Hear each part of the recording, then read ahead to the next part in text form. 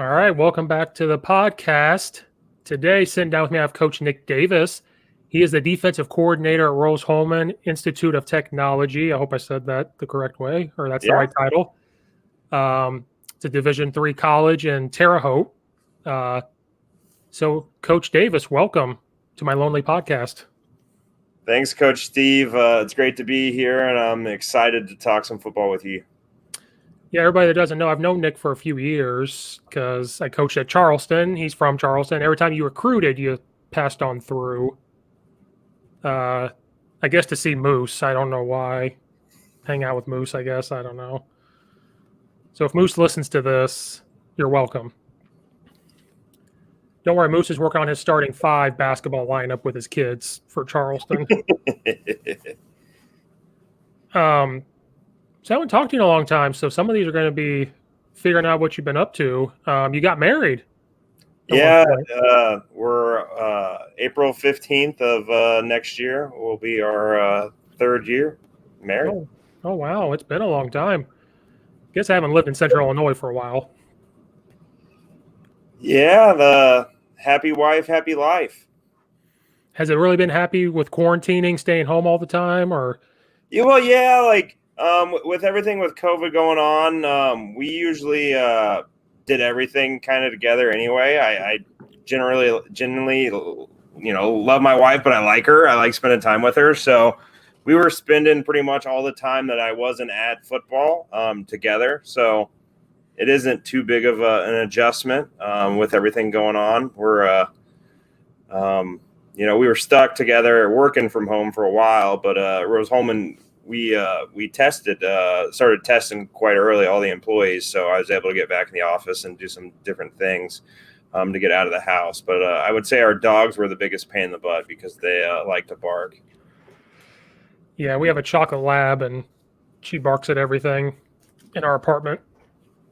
I think she's protecting it, but no, I told people that was the true test of relationships was this quarantine, to see if you could handle it. Yeah.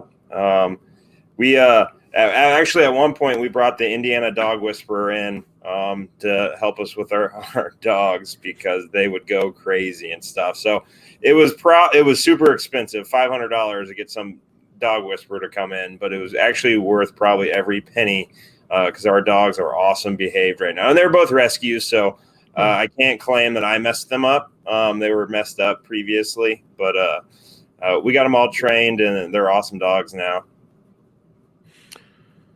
Yeah, and then lots of Netflix in this household. Lots of Netflix when this happened. So I know you talked to me before I recorded, so people that know, Indiana had high school football. What were you guys able to do? Because I've talked to some Division III coaches here in Illinois. They were only able to do certain things. What were you guys able to do ever since COVID hit? Yeah, so here at the high school level, they actually played the whole state championship, and there was probably 80% of the games were finished at the high school level, if not more, throughout the regular season. Football-wise, we didn't have a spring ball like we would traditionally have. It was a lot of Zooms because we sent our kids home when everything happened in March, so we had a lot of Zoom sessions with the current players. We had a lot of leadership meetings with incoming freshmen because that was really all you were allowed to have until a certain point when the NCAA changed the rules midsummer. And then we were able to do some more Zoom install sessions with the whole team. And then coming back, we did the phasing in for 2 weeks of groups of 10. We were able to get, that was 4 practices for our whole team. We were able to, I guess, finagle it a little bit that we could get 50 guys out on the field at once. And maybe you guys were too, but small groups of 10. And we were able to do that for 2 weeks. And then after that, we were kind of able to do 2 practices of 50 guys. And then the biggest pain for us is the locker room. We're only allowed, I think it's 50 guys in the locker room at a time. So we ended up having to start practice for one position group 20 minutes earlier than the next one. And there was a certain amount of time where between our 2 practices, I think if we practiced an hour and 30 minutes, there was 50 minutes where everyone was at the same practice. So you could do some different crossover stuff. So we were able to get 21 practices in this fall, and then we kind of finished up the last practice with a fall game where we pitted the guys up on teams, and we were able to do that. But all of our meetings were outside, and contact tracing was the biggest pain in the butt, like I told you. In terms, it wasn't the COVID virus that was necessarily the enemy. It was the fact that if one kid were to get the virus, or even, if no kids on our team got the virus, but they lived in a fraternity where a kid got it, there's 7, 8, 9 guys that are out for 2 weeks with contact tracing. So that's kind of recapped our fall, but it's really nice because at our level, I got to see, in 21 practices what the freshmen can do. And there's going to be quite a few freshmen that will be able to play football for us when we have our 7-game schedule this spring that probably wouldn't have played or wouldn't have been as big of a factor coming in. So I'm really excited about our spring schedule, other than the fact that we open up February 27th in Northwest Ohio. It's going to be pretty cold for about half of our team is from outside of the Midwest. So we got a bunch of Florida and Georgia kids that have never experienced snow, and they're going to be playing in it most likely February 27th. Yeah. I went to high school with someone who moved to Texas. He got married, and the wife never seen snow. So they took a vacation to Colorado, and they saw snow. And he sent us a video of her face, and it's hilarious. Like February 15th is our first practice. And and then up here in the suburbs, it's not going to be fun. And we focused on special teams a lot during our contact days because nobody thought of it. I didn't think of this, like kicking a football, snapping the football in the winter. Like, that's huge. Tell your guys not to wear sleeves. Nobody wears sleeves in the snow. They got to know that. Oh, yeah. The offensive guys, they have that rule. None of those guys can wear sleeves if you're a ball carrier, especially. Well, and offensive linemen don't wear them. You don't need that. You don't. Just wear gloves. Yeah. But what do I know?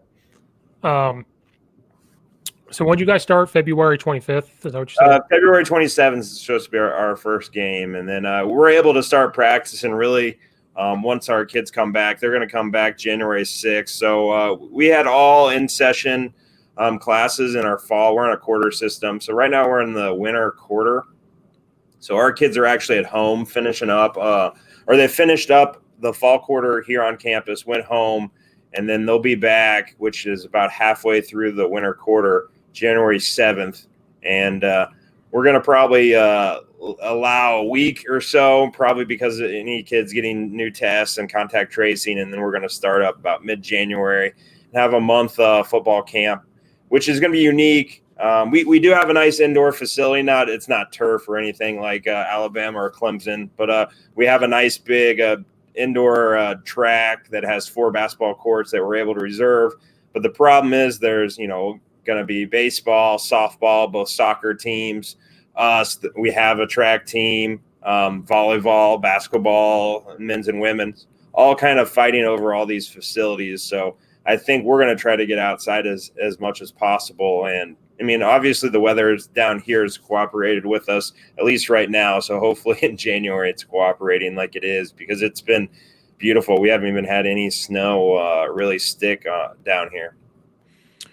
We kind of did. I know by Rockford they had like 4 inches on Saturday, I think. And that was another thing. I'm going to go off topic. In the suburbs, every school has an indoor track and like some type of indoor facility. And so we thought about that at Addison. We have a turf practice field. We have a turf field. There's an indoor, but we have to fight for it. So there might be times football practice is at 6 a.m. Just depends on volleyball and all that. But then I thought about like Charleston's and all of them. They're going to have to be outside the whole time. I think the big thing is no one's thinking about how are the grass field conditions are going to be in January and February, because grass doesn't grow like it does, obviously, in the summer, the fall. So I know back in the day at Charleston, we played a game and it was rainy and the field was destroyed the rest of the year. And that was in a situation you could actually get some grass to grow because the weather was cooperating. As soon as there's any sort of mud on those fields, they're going to be destroyed for the rest of the spring. Yeah, or like that Charleston field, man. I love Coach Kuykendall who takes care of it, but there's only so much he can do. And I remember one year, the very first game was against Rantoul, and it downpoured for like an hour and a half. We had to delay the game to like 7:30, 7:45. Once it's destroyed, that Charleston field never comes back until the next year. Oh yeah. And so I can't imagine schools that are not like because Charleston isn't rich, but they have the resources. I can't imagine like smaller schools in Illinois right now to have the money to fix that when it's destroyed. And the fact that they're going to have, potentially some of these schools playing soccer and different sports, not just a football schedule going on at the same time. No, Illinois dropped the ball. It's a dumpster fire. I said they should have just switched the seasons. We could have played baseball and track here in the fall, and it could have gave all the kids their seasons back, like started in July even, and go on until November. Let them play more, have more track meets. Football could have started in March, so we don't have to like condense this. And then, maybe switch soccer to a different time. I don't even know. But what do I know? Like, I thought that was the better way to go about it. And because people don't want to hear this, guys, and you're going to hear it. There was baseball going on all summer, and there was youth football going on all summer. There was lacrosse practices going on all summer. Like, I don't know. There's the AAU basketball's going on right now. Yeah. And we can't play basketball. That was the thing with our governor. They told him it's going to happen whether you like it or not with AAU or high school. High school, the rule was going to be you can only play these teams in like a 20-mile radius, and that's it. So we can see who's going where, and AAU's going to Indiana and Iowa and Wisconsin. Might as well let them play in high school where we can know where they're going. But that makes too much sense. Yeah. What do I know? What do I know? There was rumblings about leaving the IHSA too. Did you hear about that? No. Like, I don't know how true it is, but I heard some rumblings that schools wanted to leave the IHSA. So there would be no governing body to tell them what to do. Huh. And then the state couldn't tell them what to do. I know for middle school, isn't there they're an organization in Southern Illinois that does their own thing. They're not a part of IESA. It's like a Southern Illinois Middle School Association or something. Yeah, because I have a friend that lives by Carbondale and Marion, and he was telling me, like, well, one, some people don't wear masks down there, and that's probably where the problems are happening. But, like, yeah, he's like, there was this going on, there's this basketball game. Illinois left it up to the schools. If they wanted to play basketball, go ahead. And schools voted on it, and a lot said yes, and a lot said no. So I'm even more confused. I'm like, well, what if they play now, but then the rest of us don't? So is there 2 seasons? Is there 2 regionals? Like, I don't know. Like, some schools up here wanted to play, but it was only like 2 or 3. So they didn't really want to schedule that. Like in the school district I work in, 2 of them wanted to play. There's 3 high schools. 2 wanted to play, and the other one didn't. So the ones that were going to play were going to play, but they could only play 3 schools. So it wasn't worth it. Yeah. And then football, just a whole nother issue. You probably saw the rallies, and it's ridiculous. Because like Northwestern was playing and Illinois was playing, and then we're sitting here going, well, wait a minute. Youth football was going on. We were like, wait a minute. Like, we hung out at a coach's house one day, and there's a park, and we saw a lacrosse team show up and practice. We saw a youth soccer team come out and practice, and not one word about that. So that's my rant, but it was just ridiculous to see that. I don't even know how you ended up at Rose-Hulman. I thought of that. I was like, when I met you, you were already there, I think. And so, like, how did you end up at Rose-Hulman? Like, from Charleston on, like, how did you end up getting there? Yeah, so once I was done playing at Charleston, I went and played football at Monmouth College in Monmouth, Illinois. Was there for 4 years. My senior year, I did an internship at Western Illinois with their strength and conditioning program. Kind of at the same time, I did like a student coaching internship with the football program because I knew I wanted to coach football. And kind of between both of those, that helped me get an internship at the University of Michigan with strength and conditioning that summer. Everyone kind of said, the way to get into coaching was to do stuff for free and do it, work your butt off and it'll pay off. So went up there at the University of Michigan for the summer. That was Coach Rich Rod's last hurrah that fall. But I was able to work with Denard Robinson and all those guys when I was up there, and that actually led to a graduate assistantship at Ottawa University, NAIA school in Ottawa, Kansas. So I went out there for 2 years. And I played D-line in high school and I played D-line in college. I get out there and the defensive coordinator said, "You're going to coach the defensive backs." And I'm like, "What?" And he coached the defensive backs too. So he coached the corners. I coached the safeties. So I was kind of his right-hand man, but he told me, and it made a lot of sense now. He's like, defensive line play. He's like, "I want you to learn the back end. And then in year 2, I'm going to have you coach the linebackers." So really until this spring, I was a college defensive lineman, and I had only coached on the defensive side of the ball, linebackers and defensive backs. And actually now I'm our defensive line coach, just the way things worked out. But so I spent 2 years at Ottawa, actually interviewed for the D-line job here at Rose-Hulman. Me and another candidate were the final 2 candidates. And their running backs coach left at the same time. And I don't think Coach Sokol wanted to do another job interview. So he had 2 good candidates. So he asked me if I would coach the running backs. And I said I'd think about it. Went on the website, saw their running back was a returning All-American who had like 1,100 total yards. And I said, I think I can coach the running back. So my first 3 years here at Rose-Hulman, I actually coached offense. I was our running backs coach and ended up being the special teams coordinator my last 2 years here on offense. Video coordinator at the Division III level, you wear a lot of different hats. Our defensive coordinator, after my 3rd year left, Coach Sokol came and talked to me a little bit. And we're a small staff here, so our head coach is a full-time coach. Both of our coordinators were full-time coaches, and then everyone else were kind of graduate assistant or part-time restricted earning coaches. So there was another full-time coach on the staff.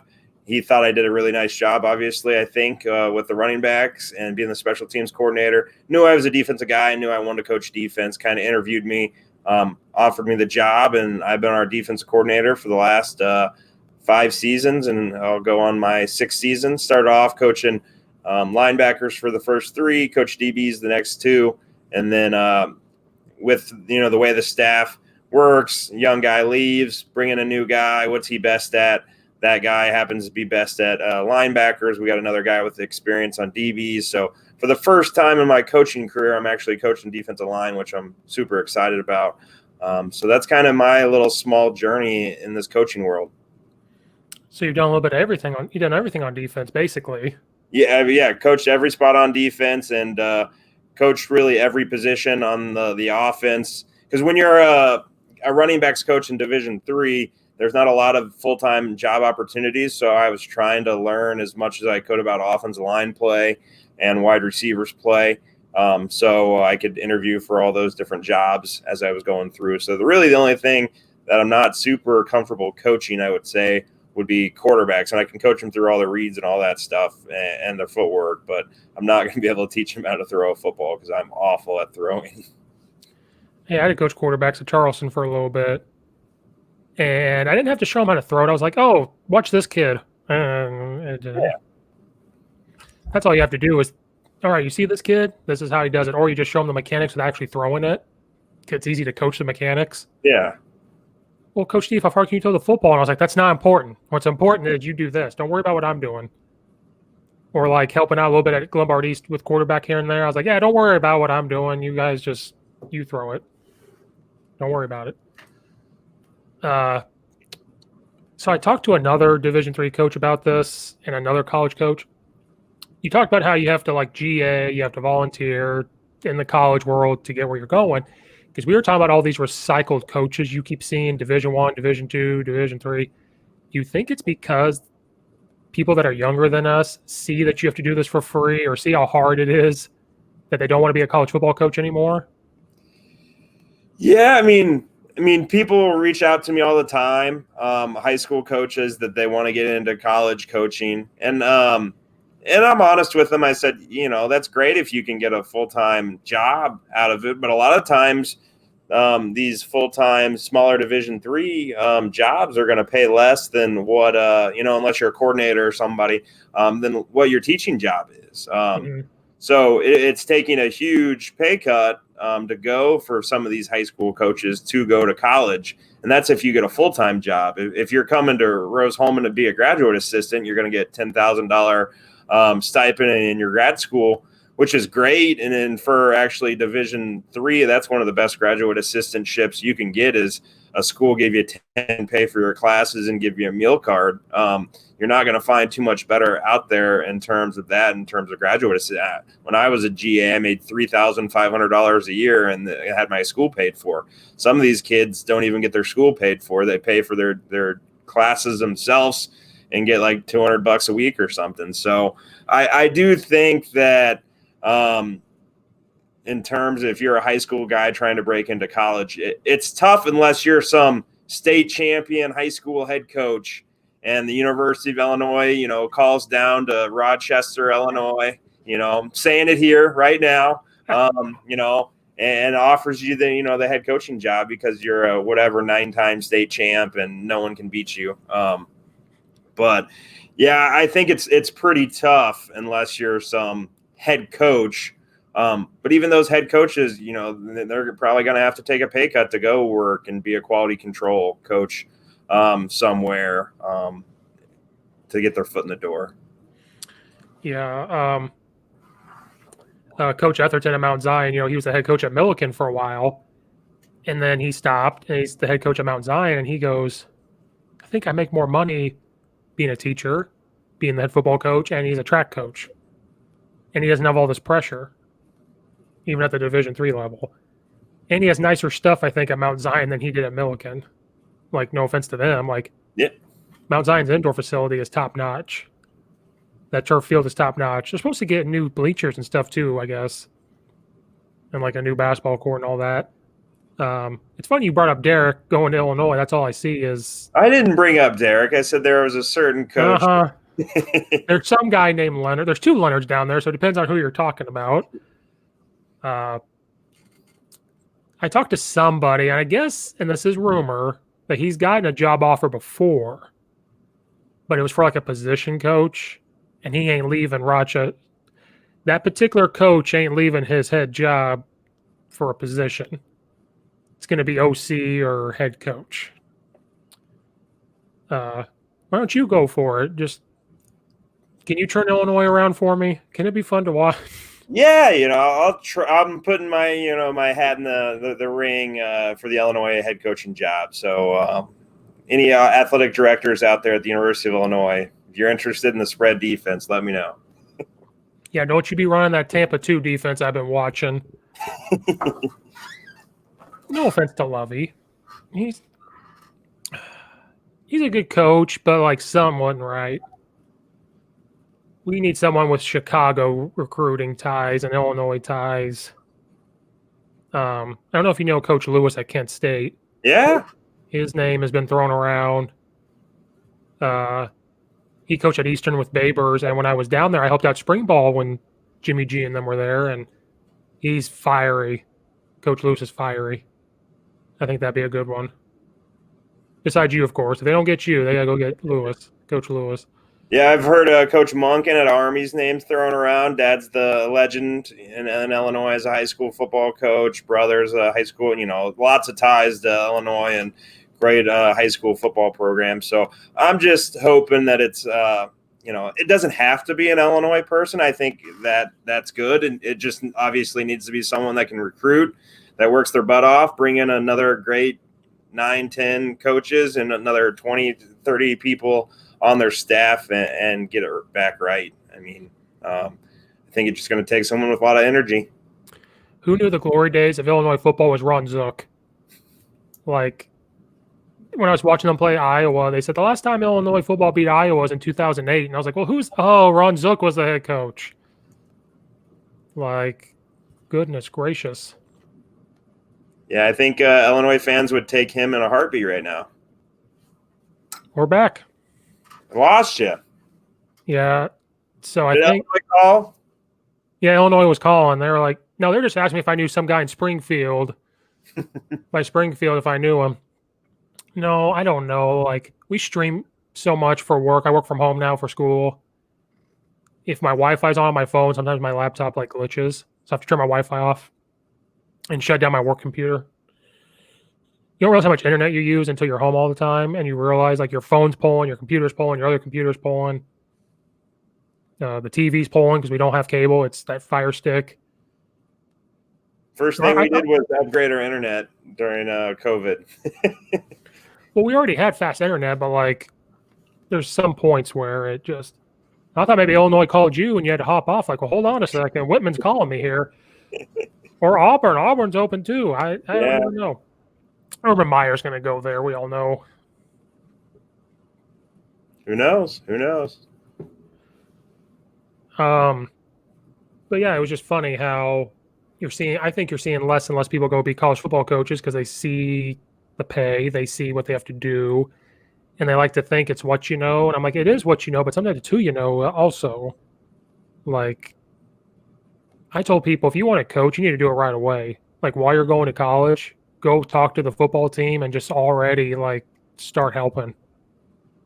And then, but you're right. Some GA spots don't pay anymore. I know at Eastern one time they got rid of it. They weren't paying them anymore, even at Eastern. Yeah, like I think at that level, they're only allowed so many coaches, and so they used that spot on a full-time coach or a part-time restricted earnings guy rather than a graduate assistant. So, no, it's very tough. And again, it's who you know. You could be the best coach in America and not know anyone. And, it's for the coaches, it's who they trust.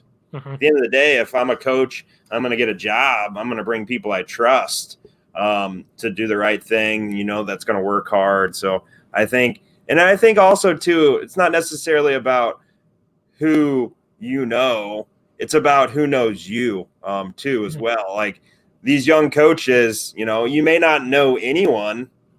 And I think I'm a decent example. I don't know a ton of big time coaches in the world, but I'm trying to put a lot of stuff out there and promote my brand and my team and myself that other people will learn who I am in case there's other opportunities. So I do think that is, if you don't know a lot of people, well, you need to do something where people start, whether obviously it helps if you win state championships and you're super successful, or you're, doing something for free, clinics, volunteering, going to camps. You need to do something where people start learning who you are if you don't know a lot of people. Right. I had Coach Joe Salas on here. He's a coach. I think it's North Carolina. He's a high school coach, but he was at Valdosta State when Mike Leach was there and Hal Mummy. And he said that he had gotten fired from some high school job he was at. He started his YouTube channel before that, and he's put up content. One school called him, he interviewed, and they go, wait a minute, we've seen your YouTube, you're hired. Like, just from seeing what he was putting out there on social media. And he was like, oh my goodness, social media is crazy. Like, they know who I am just from that. And so it's funny you bring that up. Like, if you're doing stuff like that, not a podcast, but like what you do and what he was doing, it helps. Well, I even think what you're doing, people know Coach Steve now because you're putting yourself out there. Whether you knew anyone in Illinois or not, now people know who you are and, know what you're about. You have a job interview every time you have a guest on, right? I guess. I don't know. People don't know who I am, but I am shocked about people saying yes to this. That's my biggest thing. Like, I think my first time shooting my shot was Coach Kurt Hines. And he goes, yeah, absolutely. And he has like 50,000 Twitter followers. I'm like, okay. And then it was Coach Mackey, and then it was, this and that. I'm like, they're just saying yes. I've had one coach say no because they weren't allowed to from college, and that was it. Well, that's a good thing in coaching world that people are willing to do stuff to help people out. And a lot of people don't want to say no, which I think is a great thing about our profession.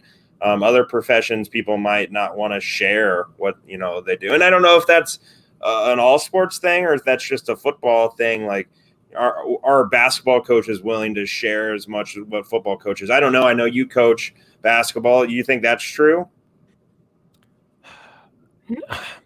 Basketball, I was thinking of that too. Basketball coaches share a lot because everybody does the same thing in basketball. It's very hard to go look at a team and say, we don't do that. Like when I interviewed for my job here, I was in football mode. So this is how stupid I am. Football, like here in a minute, I'd be like, what defense do you run? I that's my first thing is like, what kind of offense do you run? What kind of defense do you run? Basketball, I brought that up and he kind of looked at me. I was like, oh, I didn't mean to. Because basketball, it just kind of depends. So I think basketball coaches share a lot more than what football coaches do because there's not as. I love coaching basketball because you're always coaching. I thought of this too. On the sideline on basketball, you're coaching the whole time. Football, you have to call a play and then you're talking to your other coaches and you're trying to strategize. You're not out there yelling what to do all the time, at least offensively, because you can't. Yeah. And you might be like, line up over here or move over here, and that's it. Basketball, you're doing it the whole time. And then basketball, you get to like just draw up a play. You may just think of it and draw it up and they go do it. Football, it's kind of hard to just draw up a play. But you know what coaches think they know everything more, and it's worse than football, is track, believe it or not. Like, believe it or not, track coaches keep a lot to themselves. Okay. Yeah, I can see that.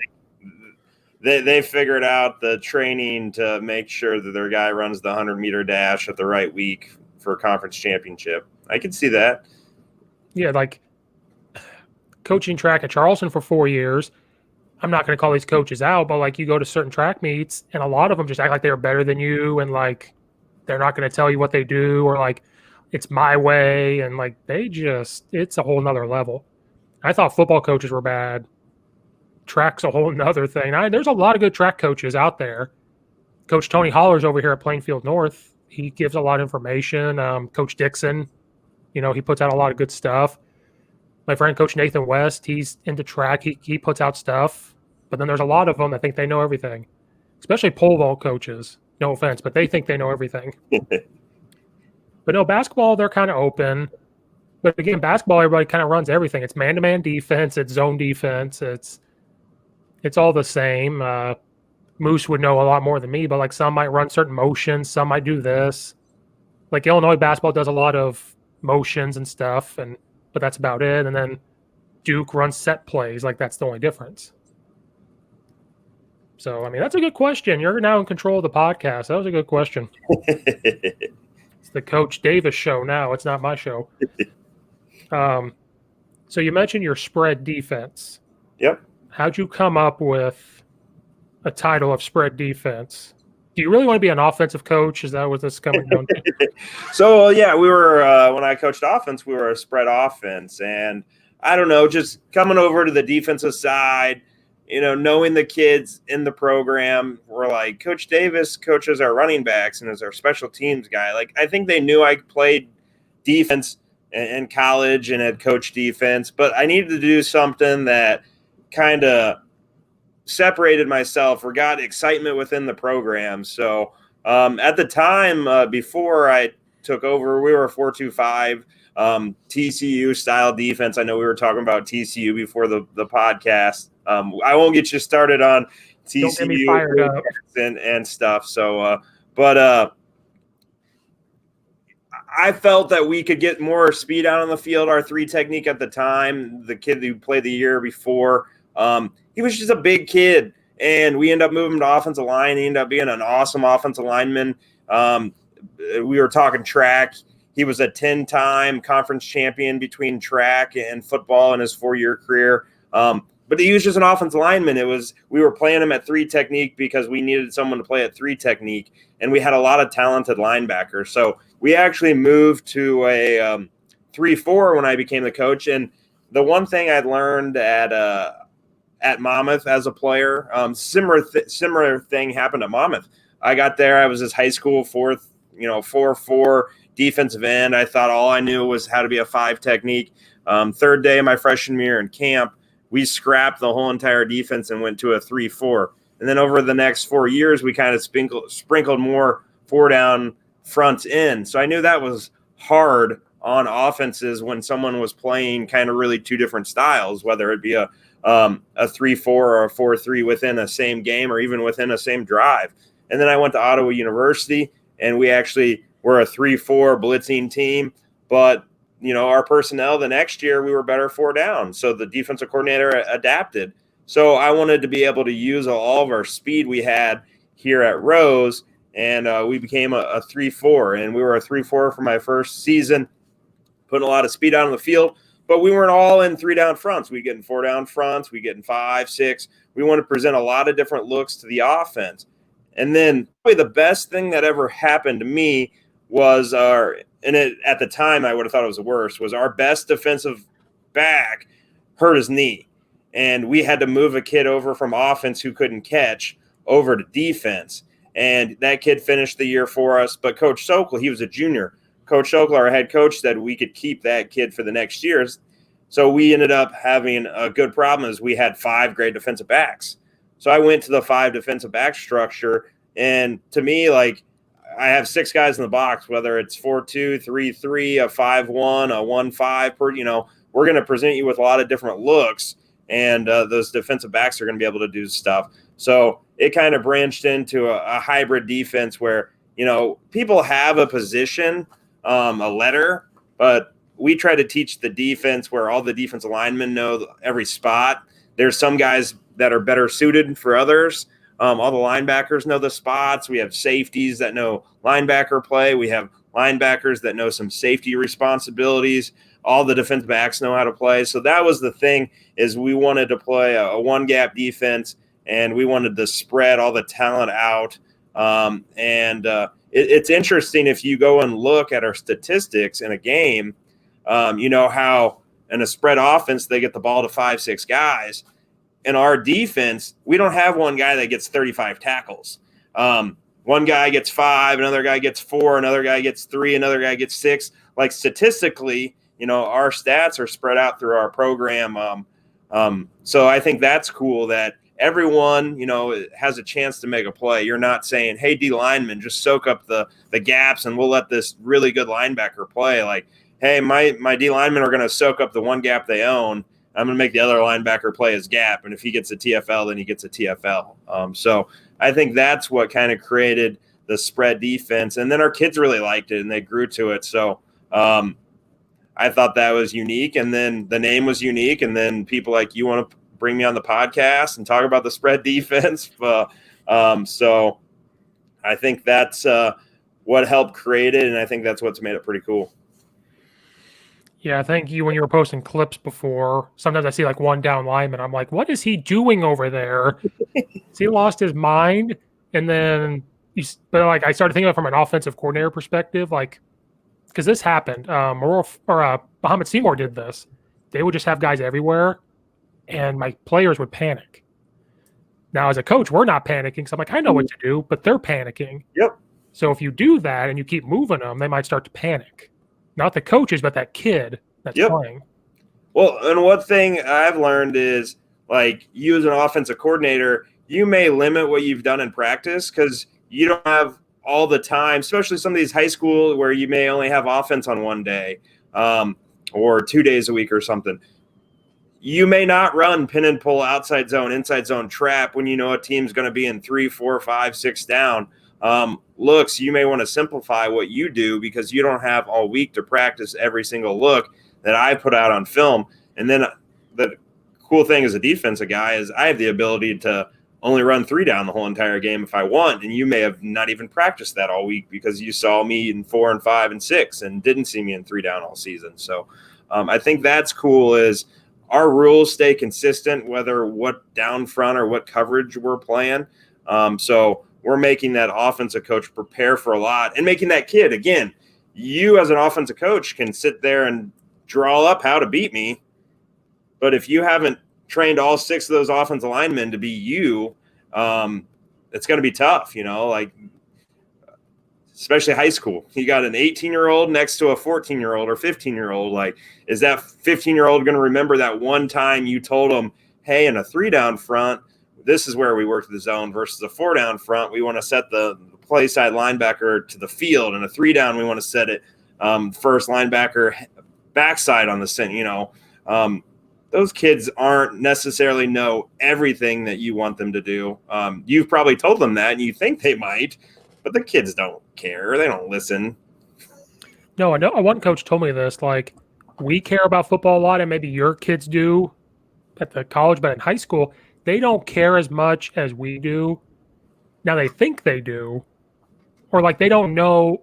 Like when I was in high school, I knew we ran the option, but that's all I knew. I couldn't tell you exactly what we did. And then I started coaching. I started to realize, oh, we were a power I option team. But I didn't know that. They don't know that. They're not going to remember exactly what I said. And that's what I learned from, I'm just going to say, leaving Charleston, I learned more because I realized how to to combat you, my offensive line rules as a run game coordinator, all my rules have to be consistent. To try to combat, no matter how you line up, you have to know this. But you keep them consistent. But you're right. There may be that one time where I told them they line up like this. I do uncovered and uncovered down rule. So that one time where I might have said, hey, if you're uncovered, you go down, not to the back or go to the backer, but don't go down or whatever. They're going to screw it up because you did something. Oh, we blocked the wrong guy or we didn't get to the guy that I said. It's going to happen. Well, even on the defensive side, like there's times that we've MA'd and I put it in the playbook. So I'm like, man, that's pretty cool. And that messed up the offensive line. That wasn't what I intended to call. Our kids lined up the wrong way and it was hard. So we try to look at as much stuff that is hard. And I think it helps that I coached offense for the first 3 years and coached running backs and set in meetings we learned everything that, I had a notebook of everything that was a pain in the butt.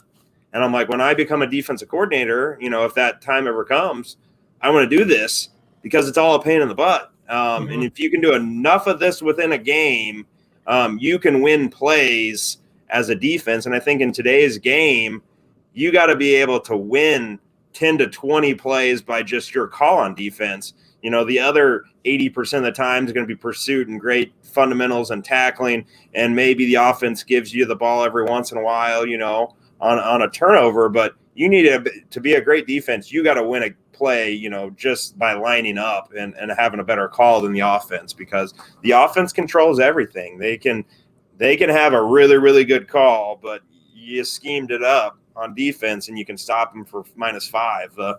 I think our assistant coach here always talks it. An offense is an orchestra. A defense is kind of a rock band in terms of that. Everyone on offense has got to be 11 guys, got to do the right thing to gain, 4 yards. Mm-hmm. On defense, one guy could do the right thing and 10 guys could do the wrong thing, and you could have a sack for -10. You could also give up a 70-yard touchdown as well, but right. You don't want your corners or safeties doing the wrong thing. They got to stay the same. But it's funny you brought that up because Hogan, when I coached at Charleston, I wanted to be nothing but offense. That's all I knew. He goes, you're going to be JV defense coordinator, help out with varsity defense. You're going to learn defense. So I did, and we ran the 3-4. And then I went back to offense, and I was like, I understand offense way more than I did before. Because now I know when you line up this way, this is what you're doing. Like in a high school setting, not what you do, but like in a high school setting, I'm like, when they line up this way, this is what they're doing.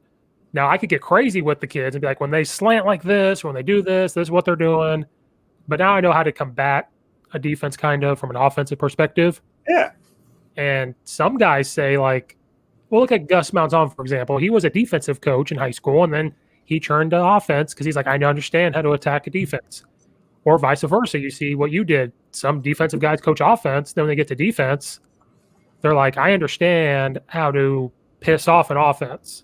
I understand how to really piss that guy off and confuse them. And so it's funny how that works. And then what was I thinking? When you decided to do this, because to me and some high school coaches, they may think that's confusing. Like, how can you teach guys to line up this way and then the next play line up this way? Maybe next quarter you line up this way. How simple do you have to be, or can you get real crazy? Can you get weird, especially in COVID time? How weird can you get when you want to line up so many different ways?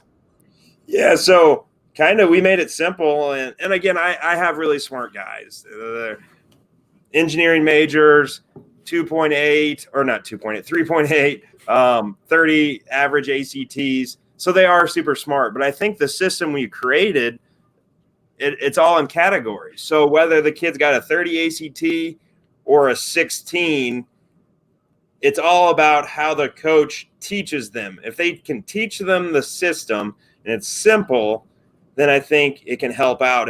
And where it kind of starts for us is in a 3-down system. Our 3-down fronts are named after birds. The type of bird tells them what they're doing. So, for an example, owl, all right, is a bird that starts with an O. The O tells us that our defensive end and our tackle, who are our 3-down, and our nose, those are our 3-down players, our 3 defense linemen. It tells us that our end and our tackle are in 5 techniques, because O tells us that they're outside the tackle, okay? The opposite of owl is toucan, which has a T in it, telling us that end and the tackle are inside and 4 eyes. We can get in a goose front, which tells us that they're on the guard, so it would be a 3-0-3. We don't do that a ton. But that's going to help us here in a minute get to a different formation for me. We can then from there, we can set the front to the field of the boundary. We can set it to the tailback, away from the tailback. We can set it to a tight end, away from the tight end, to the right, to the left. And all that stuff becomes game planning wise, like to get your best players matched up against their worst in the situations. So that's kind of our 3-down world. And then if I want to go 5-down, I can go goose, all right, so put my end and my tackle at the 3 techniques, and we've done call signals. We've done wristbands. So right now on our wristband, it's going to say goose. Our Bob and our Mike are our outside stack linebackers, and our 3-3 and our Will's that middle guy. So it'll say goose, it'll say Bob, Mike, up. And that gets us into a 5-down front pretty easily. If you don't have wristbands, what we've done is we've yelled out our fronts. I don't care if you know what front I'm in, just like an offense, some like the spread offenses, a lot of times they'll yell out formations. And that's my experience here at Rhodes. They'll yell out the formation. They don't care. They're going to signal in the play and all that stuff. So in the past, we yelled out formations or fronts, we would signal in the movement and the coverage. If you're a wristband system, then we have our front, we'll have our movement, and then our coverage on the wristband. All right. So we've done it both ways. With COVID, I didn't want to be screaming out 80 different fronts with a mask on. Mm-hmm. I thought it might be hard for our kids to hear that. So we went to a wristband. I was completely against wristbands before July.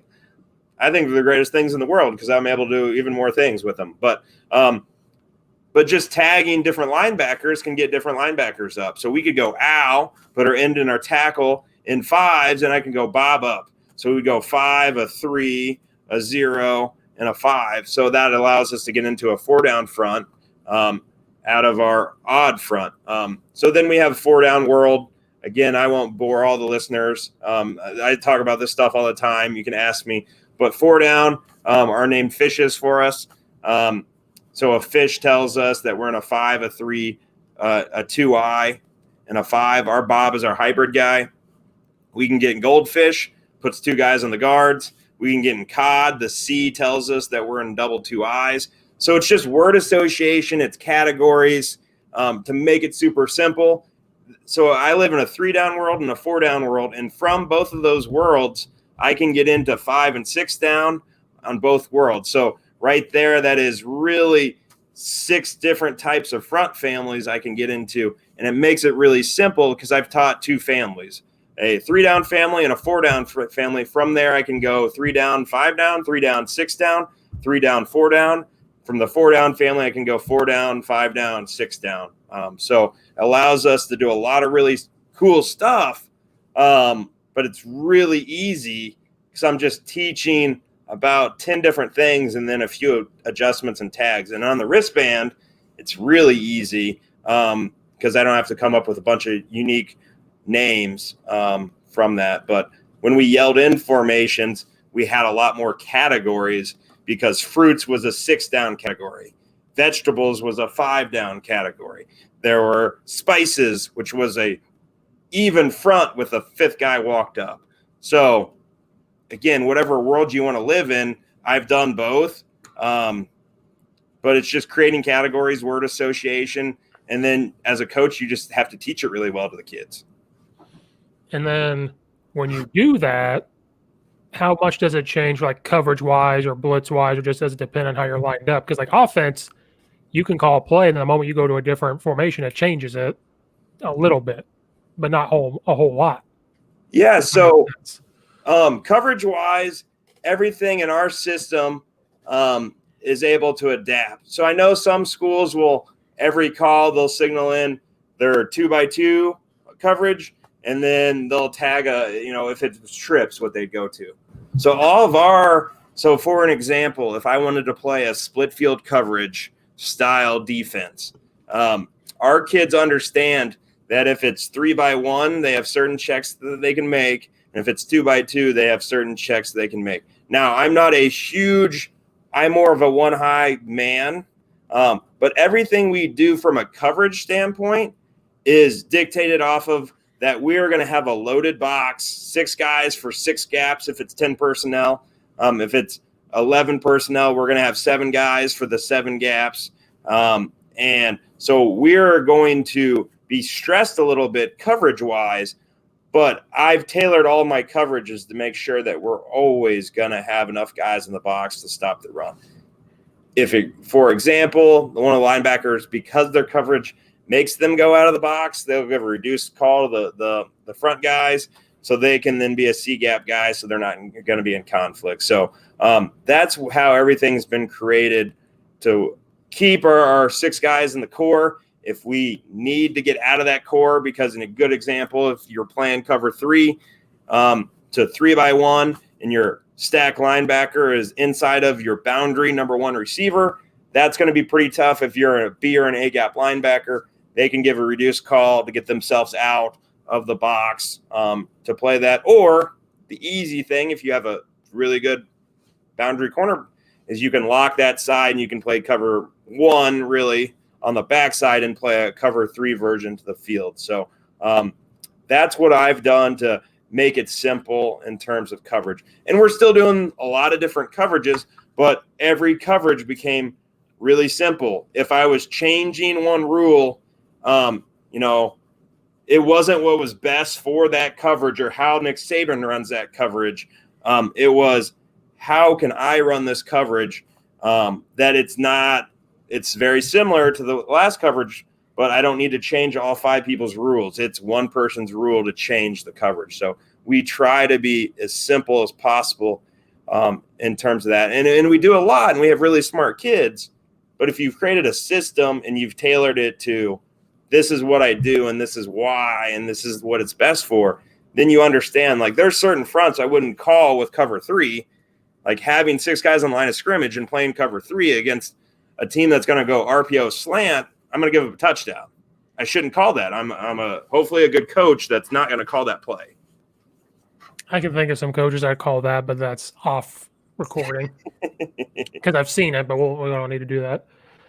So with focusing on how you line up so much, what's like your core stuff, like installing, like not COVID year, like a normal year without COVID? Do you install like how you're going to line up and then just like you teach how to line up and then you do base coverages? Like what's your first day? Like this is what we're going to do when shit hits the fan. This is what I can fall back on. Yeah, well, I'm crazy. So our first day of install, even with COVID, was I installed every single front we were going to run, but I didn't install any of our movements with that.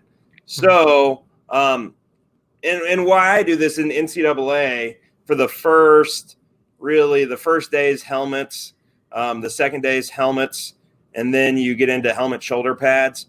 So really, before you do anything against and I think Illinois at least used to have like acclimatization days. So we have that in college. So if you're installing your best stuff on day 1, you're not really going to use it until day 3.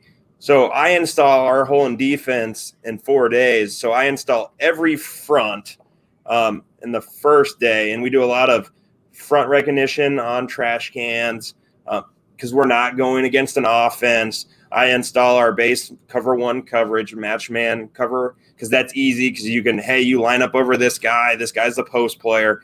So it's really just how you line up to every formation on that first day from all of our fronts. from a cover one coverage, and that would be our base in terms of that. If I had to hang a hat on something, we're going to be in 3 down front and bring our Bob linebacker, which is our hybrid guy, and we can bring him anywhere. I think if you're a 4 down team and you always put your 3 technique to the tailback and you always play one coverage, you're going to get exposed against a better coach. Mm-hmm. If you're going to play one coverage and you're going to bring one guy, the Bob, I think you want to be a 3 down team because you can bring that Bob on different blitz paths, which is going to create some problems for an offensive coordinator. Again, at the end of the day, the offensive coordinator, and I think you would probably admit this, you want to see a team that runs one coverage and runs one front. All right. If you get into a guy where you don't know what their front is and you don't know what their coverage is, that's how you dictate what you're going to call in that game. So you have to figure out during that game what's going on. Some people are going to play quarters coverage the whole entire time, but they're going to mix in their fronts. Some people are going to be 4 down front, and they're going to play multiple coverages. I think if you can do multiple fronts and multiple coverages, and I think the goal for me, and I've not been great at this, is you want to play 33% cover 1. You want to play 33% some sort of split field coverage. You want to play 33% cover 3, because now as an offensive coach, you're trying to design things. Well, this is good for cover 3 and this is good for cover 1. And then I run quarters. Maybe that was good for me. So I'm trying to get about 33% from 3 different families. And I haven't been great. I got to do better because people know I want to play cover 1 and their slot fade until the cows come home. And at that point, it's just a matchup. The quarterback's got to be able to throw it. The kid's got to catch it. But when that kid catches it and that quarterback throws it and cover 1, that usually goes for 40 yards. I was getting ready to say, in high school, you want them to throw that because in high school, you're not going to have a kid. You want them to throw it towards the sideline because let me phrase that. In the suburbs, you might find some of those kids. Now, in small Bucktown, Illinois, you may not have that. So, but in college, you don't want that. So I'm getting ready to say, for you, what's been the hardest offense that you've had to go up against? What kind of offense gives you the most trouble in your defense? Yeah, I mean, for me, it is we played Mount Union. They've won 13 national championships. We played them 2 years in a row. The first year we played better against them. I think our kids, they just kind of lined up and played football, and they were better than us, and they kicked our butt. But they just kind of lined up and played football, and they had some nice scheme stuff. But I think they just kind of showed up, and they're like, we're going to, flex our muscle. The next year, they came in with a bunch of stuff that beat our scheme, and they had better football players, so that was scary. But I think at the end of the day, things that have hurt us in cover 1 are winter balls out on the edge. It's matchups, and it's things I'm trying to create as a defensive coordinator. I'm trying to create matchups within my front so I can get to the quarterback before he throws it. But I think the hardest thing for what we've done being a cover 1 defense are throws outside the hashes because my high safety cannot affect those throws. He may be able to catch, or he may be able to tackle that fade ball 20, 30 yards after it's been caught, but he's not going to make a play. We're one-on-one on the edge. Other things that have hurt, like last year, people went 10 personnel, ran GT counter. We're a big spill team, so I'm spilling it, and my linebacker never got over the top, both of them, because we're getting 2 pullers. So that was tough. And for me, it's hey, we got to play a cover 2 over there to have a corner sitting for when we spill, or we got to play some sort of spin our safety down weak and do some different things. But I think if you want to live in the cover 1 world, it's going to be matchups. And if run game's hurting you, run game shouldn't hurt you. Mm-hmm. Because you're a man for, you got a guy for every gap. What hurts you is if you're not disciplined within that and the kids don't do your techniques. It's really easy to say people are going to run on you because oh, that kid didn't spill it when he boxed it, and now there's a huge seam within your defense. So I would say on paper, run's not going to hurt you. Passes in a game, run can hurt you if the kids don't do what you're coaching them to do. Well, and then the only way pass going to beat you is big plays. It's going to be almost luck. They're not going to hit you to death and press cover one. Like, there's no reason. Like, they're going to take their chances. And there's been plenty of times they've thrown that ball to a better kid at receiver than I have a guy guarding them. But like you said, it comes down to that quarterback. At the end of the day, if he's going to complete that ball 70% of the time, we're going to get beat. We were probably going to get beat playing cover 3 because he was going to complete hitches. He was going to, digs, all that stuff. That kid's good enough in cover 1. He's going to be good enough in cover 3. So we're relying on the percentages that, man, maybe they'll throw that slot fade and catch it once, and maybe they're going to throw it another 7 times and have 6 incompletions, and they're going to punt on 3rd and 10 trying to take that shot, rather than if we were playing off man and they were going to throw a curl and pick up that first down every time when they're better than us. Or if you start lining up a little different, maybe they don't take that shot because he thinks you're in one thing, and all of a sudden he wants to take the shot, but now he's too worried because you jumped into something they thought was different. Or like I said this, and you correct me if I'm wrong, I think to piss off a D coordinator, you nickel and dime them. It's not big plays, it's nickel and dime. It's 3 yards here, 4 yards here, 2 yards here, and then 5 yards here. Yeah, no. I think it's going to help out.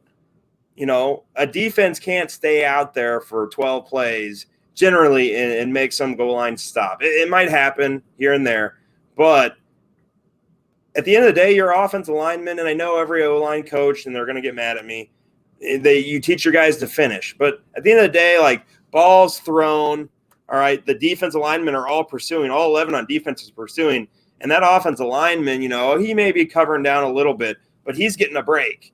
Those backside receivers, like, they may be, jogging a little bit, but they're getting a break. Like, offensive players aren't playing full speed the whole entire time, and people are going to send me film of their offensive guys doing it, and I'll be excited to watch it. But generally, the defensive guys, all 11, are playing. And you can show film. I got probably guys dogging it, 2 guys. But at the end of the day, the defense is trying to play that whole entire play.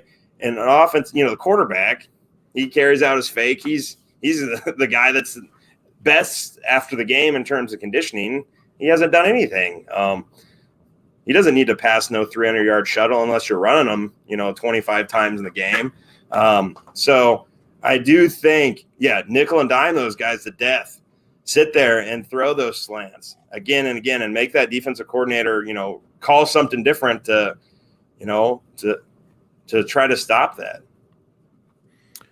It's funny you brought that up. I thought of that, like, defensively, you want your defensive lineman to run because if there's a fumble, they're going to fall on it. I'm an offensive line coach, and I played O-line. When the ball is past you and you're running down the field, something bad's going to happen. You're going to hit somebody in the back. You're going to do something stupid. So you're right. As an offensive line coach, I tell them we block to the whistle. But if the guy goes past you and you stop blocking, it's okay because they're probably trying to go after him anyway. So once they're past you, there's not much you can do. Now you can jog down that way, but you're not sprinting. Yeah. So that's a good point. You didn't piss me off. I'm an O-line coach. You didn't piss me off. Well, I didn't mean it demeaning. I'm just, at the end of the day, if the ball's out on the perimeter and the D-linemen are sprinting, those O-linemen, they know the ball's going to be on the left hash. They're going to, waddle over there, and they're going to get the next play, and they're going to smash you when they run inside zone right at them, and the defense is going to be tired. Those guys are smart. They know when they don't, they can bust their butt and when they can, get a 20-second break. Yeah, and piss me off on the sideline, my foot's going to go up their ass. That's what's going to happen. But I played. I know the rules. When the play goes away from me, I don't have to do anything. I know how it works. But those defensive linemen do it too. If they see the O-line not doing anything, hey, let's take a break for a second. They just lean on each other, and they're like, let's just take a break for a second. Well, even like I'll watch the New England Patriots, and obviously everyone knows how great of a coach Bill Belichick is, and I'm sure they do pursuit drill. But I'll see some $6 million linebacker that gives up on a play, and I'm just like, it even happens to the best people in the NFL where they understand, hey, I'm not going to make that play, and they make the $5 million decision to not pursue and get blindsided. Again, is it every time? I'm sure Bill Belichick's getting mad at that guy, and the position coach grading him down, but in the NFL level, it happens too. Somebody takes a play off, or chooses not to pursue to the football. It's happened to all those NFL teams. Well, Coach, I'm gonna have to wrap this up. So the last thing, just pitch Rose-Hulman. Why come to Rose-Hulman? I'm going to give you a free recruitment right now for anybody. Yeah, so for all the high school coaches out here, Rose-Hulman Institute of Technology, we're an engineering school. Why come here is our kids have the highest starting salary of any school in the Midwest when they graduate. 99.6% of the students here at the school have a job within 6 months, and every single football player in the 9 years that I've been here has had a job, signed a contract by graduation, which is really cool. And we have all the engineering majors. And for the state of Illinois, we are kind of the engineering school. If that kid can't go to the University of Illinois and play college football, there's not another awesome elite engineering option in the state. So we love Illinois kids. About 33% of our roster are Illinois kids. So obviously, we do really well in Indiana. We do really well in Ohio. But I think the cool thing about our school is they're going to have a great time playing football for the next 4 years of their career, but they're going to have a great job for the next 40 years of their career. They're going to be set. There's so many kids that came from nothing, from small towns in Illinois, from big, large cities in California that weren't, well off, but they graduated from here, and they're instantly in the top 1% in our country in terms of knowledge, and salaries. And our kids will have to take out some loans, but we actually have the lowest default rate in the whole entire state of Indiana. We're top 20% in the country in terms of lowest default rate on loans, because our kids get jobs. That's what this place is known about. So our kids are just as driven in the classroom as they are on the field. So I'm blessed to coach here, and I'm very fortunate to have all these really good kids that I'm able to coach every year. And Division III football is good football. That's a misconception, I think. It's good football because they love football. Yeah, no, and we have kids. We have a kid right now, had an Army offer, Division I Army offer, didn't want to go to the military. We got kids that had Division II and NAI offers that passed up because those schools that had offered them weren't as great at engineering. So we'll get some kids that are scholarship-type football players that realize that they're not going to go to the NFL, and that's not their dream, that they want to be the best mechanical engineering for SpaceX that they can be, and School X that offered them a full ride Division II scholarship doesn't even have engineering. They're not going to get them to SpaceX, and we can here at Rose-Hulman. Well, there's your free recruitment. There you go.